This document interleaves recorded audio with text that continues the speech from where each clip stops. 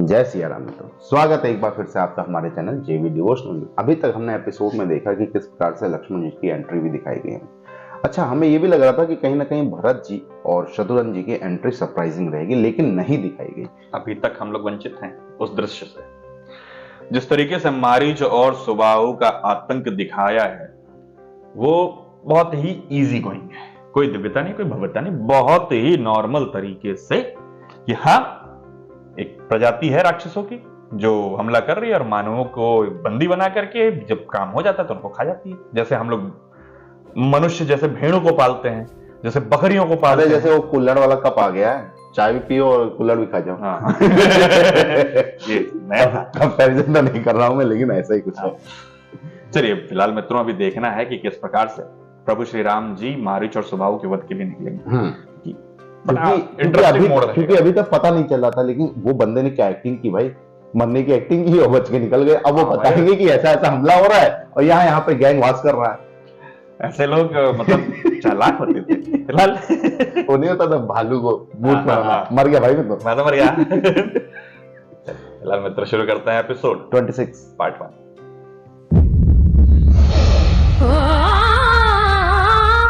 हरि मध्य दिवस नामी तिथि,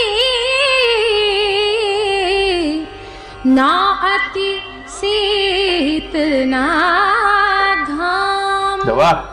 ओ कौशल्या के लाल बन प्रकट भय श्री राम। हरि देखे अवध हर्षा के, ओ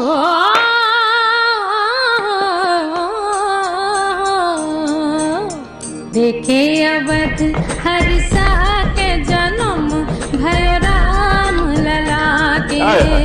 पूरी अवध हर्षा के, जन्म भय राम लला के। राम लला के, राम लला के, देखे अवध हर्षा के, जन्म भय राम लला के। देखे अवध हर्षा के, जन्म भय राम लला के।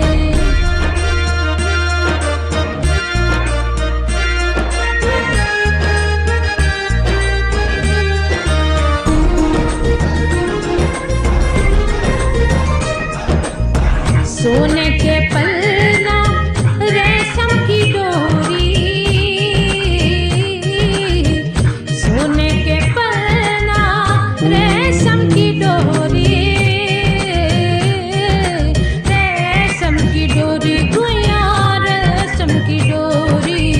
मैया भई धन्य झूला के, जन्म भयो राम लला के। मैया भई धन्य झूला के, जन्म भयो राम लला के। गाँव का फील आ रहा ना, वो अच्छा है। फर्स्ट टाइम अब रामलीला हो रही है और स्वयं राम जी प्रकट हो जाए तो क्या ही मजा है, क्या ही मजा है। पहली बार कोई राजकुमार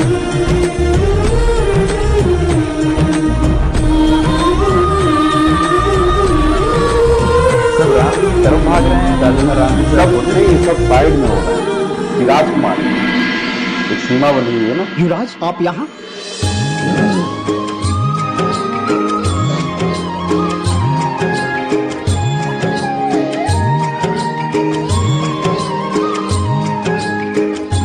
मुझे ज्ञात हुआ कि आप सभी मेरे जन्म दिवस का उत्सव मना रहे हैं। जन्म दिवस की बधाई हो, जन्म दिवस की बधाई हो।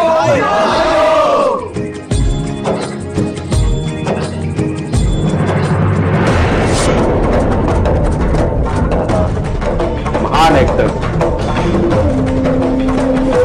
इतने भीषण से बच के भागता हुआ खबरी भाई का लग वाला काम चला जाएगा। चोट लगी।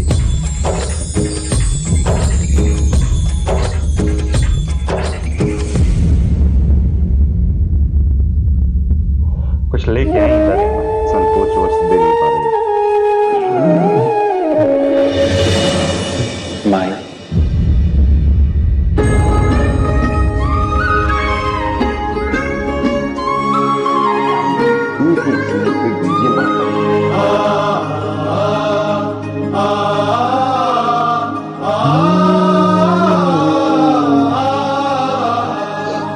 आशीर्वाद नहीं देंगे?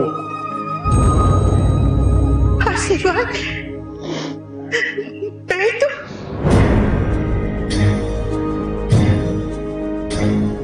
आशीर्वाद तो आपका है प्रभु हम पर। प्रजा दर्शन के उस दिन के बाद से इतने वर्षों तक निरंतर हमारी सारी समस्याओं का समाधान होता रहा है। क्या हम नहीं जानते युवराज कि इसके पीछे आपका हाथ है? महाराज तक हमारी समस्याएं पहुंची, इसके लिए एक व्यक्ति की नियुक्ति आप ही की इच्छा अनुसार हुई है।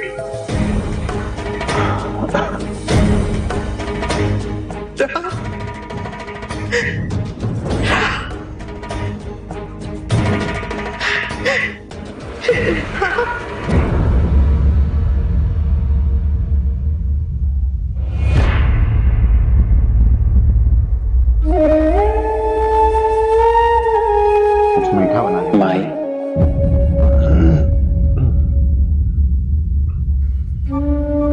कोई संकोच? सुबह से आपके लिए खीर बना के रखी है मेरे पिता माई ने। हम सबको विश्वास था कि आप नहीं आएंगे, पर ये कहते रहे कि आप अवश्य आएंगी। अब आप इनके सामने हैं तो खीर देने में संकोच कर रही हैं। माई, खीर नहीं खिलाओ?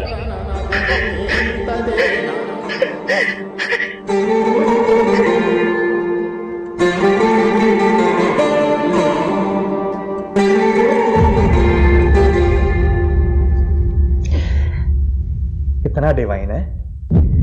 आप खिलाइए। खिलाओगी बुलाओ।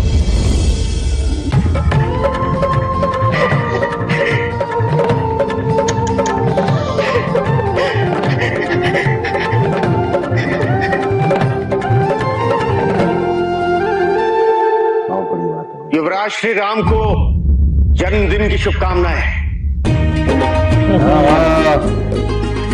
भद्रा,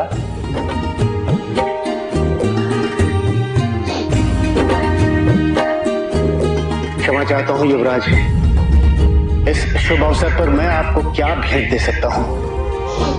आपके पास तो सब कुछ है, किंतु इतना अवश्य कहूंगा कि आज के दिन हम सबके बीच आकर आज के इस दिन को अविस्मरणीय बना दिया है। युवराज, इस उत्सव में हमारे साथ सम्मिलित नहीं है युवराज? अवश्य।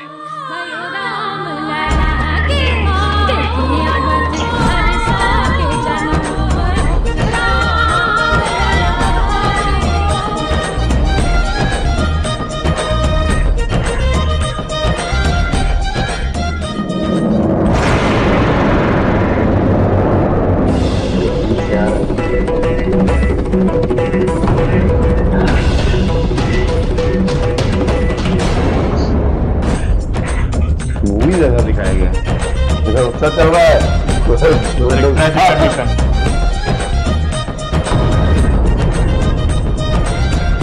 अरे भाई डायरेक्ट नहीं पहुंच गए।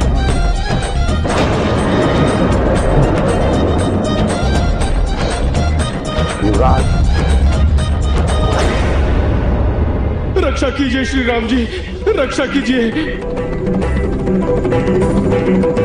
हम सब यात्री घने वन से जा रहे थे, मार्ग में असुरों ने हम पर आक्रमण कर दिया। हमारे कुछ तीर्थ यात्रियों की हत्या कर दी और कुछ को बंधक बना लिया। अपने प्राण बचाकर बहुत मुश्किल से आपके पास आया हूँ, हमारी रक्षा कीजिए।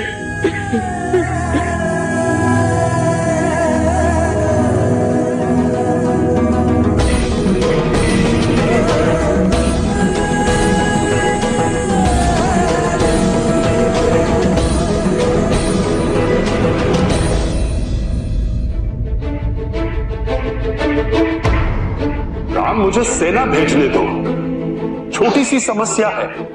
इसे तो विजय ही संभाल लेगा। नहीं पिताश्री, आपसे निवेदन है कि हमें जाने दीजिए।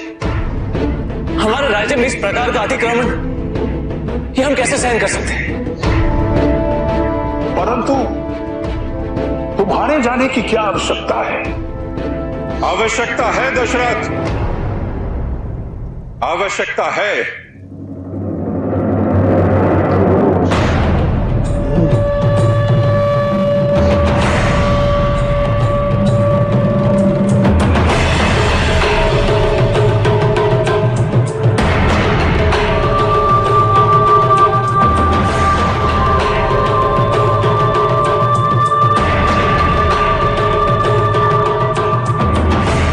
इन दोनों को आशीर्वाद देकर विदा करो पुत्र।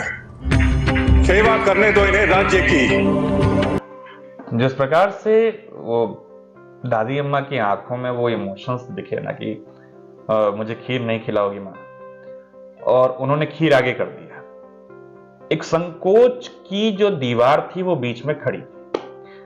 कैसे संकोच की कि मैं एक साधारण और ये एक राज परिवार, मैं अपने हाथों से कैसे खिला सकती हूँ, ये तो हो ही नहीं सकता, तो इसीलिए खीर आगे। पहली चीज तो मैं बना के लाई हूँ, उसी में संकोच था कि कैसे राज परिवार को खीर खिलाऊं, जो इतने व्यंजनों को खाते हो रोजाना, उनके आगे मेरी खीर तुच्छ ही तो है। लेकिन वो प्रभु ने जब बोला कि खिलाओगे नहीं माँ, उसके बाद जब उन्होंने खीर आगे बढ़ाई, उन्होंने मुस्कुरा के उनकी आंखों में देखा, और जो माता मंथरा ने कहा था ना कि राम की आंखों में मत देखना, वही हुआ कि किस प्रकार से उन्होंने आंखों में देखा और सब पूरा माहौल एकदम जो है वो भक्ति में। अच्छा, ये चीज बहुत अच्छा दिखा है कि उन्होंने क्लियर किया इस चीज को कि आपने एक व्यक्ति को लगाया कि जो हमसे सारी परेशानी सुने और राज परिवार तक पहुंचाए, और वो धीरे धीरे सॉल्व आउट हो गई। देखिए, एक उम्मीद जिसे कहते हैं ना कि उम्मीद पे दुनिया कायम है। अब प्रजा के दिल में इतने वर्षों का प्रेम भाई, जिनके उन्होंने दर्शन नहीं प्राप्त किए इतने करीब से, उम्मीद से माता ने खीर बनाई कि आएंगे, क्योंकि जिन्होंने बिना हमसे मिले हमारे लिए इतना कुछ कर दिया, वो आएंगे। राम आएंगे, आएंगे राम आएंगे। अरे यार, एक तो वो जो डायरेक्टर साहब ने जो नृत्य दिखाया ना, वो डांस और सेलिब्रेशन दिखाया ना, बहुत कनेक्ट कर पा रहे थे हम लोग, क्योंकि गांव की याद आ गई, गांव जैसा फील दे रहा था। जिस प्रकार से माता जी को एक साधारण व्यक्ति और प्रभु श्री रामचंद्र जी को एक भगवान का दर्जा दिया गया है, और दोनों के बीच की दूरी जिस प्रकार से निपटा दी गई, खत्म कर दी गई, बहुत ही भव्य था, बहुत। चलिए अभी देखना यह है कि मारीच और सुबाहु का क्या होता है आगे, क्योंकि राजा दशरथ जी बहुत सिक्योर में रखे हुए हैं अपने बेटों को। क्यों जाओगे तुम? ये चुटकी भर का काम है, ये तो कोई भी कर लेगा, लेकिन अब गुरु वशिष्ठ जी उनको समझाएंगे कि कोई राष्ट्र की सेवा आगे निकलने दीजिए, उनको सीखने दीजिए। जब प्रैक्टिकली नहीं करेंगे, हाँ, इतना शस्त्र विद्या का क्या फायदा जब आप कभी लड़ने ही नहीं देंगे। फिलहाल देखते हैं आगे क्या होगा, क्योंकि युद्ध पहला होगा ही, मेरे हिसाब से तो पहला ही होगा। हाँ, फिलहाल इस एपिसोड को करना होगा यहीं समाप्त। शीघ्र ही लौटेंगे हम नए एपिसोड के साथ, तब तक के लिए राधे राधे।